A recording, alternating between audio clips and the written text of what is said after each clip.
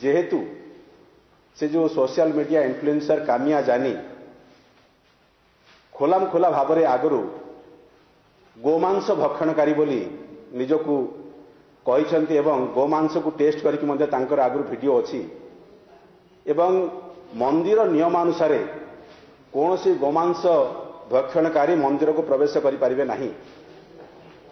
गोमांस भक्षणकारी प्रायश्चित न कला पर्यंत शुद्धि नहला पर्यंत मंदिर को प्रवेश करिवार कौन सी अधिकार नहीं।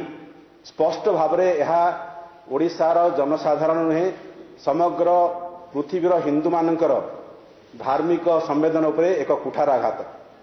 यह एक गहित अपराध एवं याकू करैथिबा से कामिया जानी को मंदिर भितर प्रवेश करी तांकू ये सबुथिपाई सुविधा करेथिबा श्री भिके पांड्यान मध्य गोटे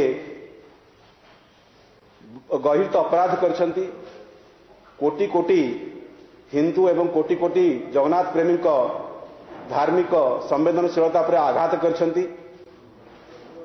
एथिपाई आईपीसी सेक्शन 295A जहाँ स्पष्ट भाव में कहूची जे कौन सी समुदायर धार्मिक भावना को यदि आपण आघात करेंगे ताहले आपनको सेतिपई दंडर प्रावधान अच्छी।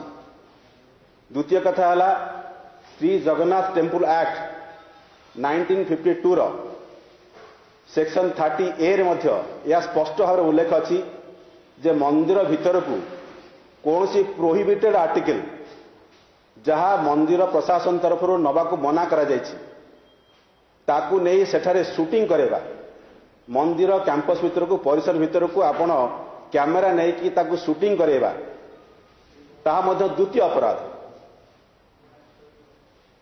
तेणु एभली भाव में दुईटी जो बड़ अपराध से करछंती से अपराध रे जो संगीन अपराध हेची आमे आज दाबी करूचु जे भिके पांड्यान एवं कामिया जानीकर विरुद्ध रे तुरंत मंदिर प्रशासन केस करंतु तांको ऊपर मकदमा करंतु।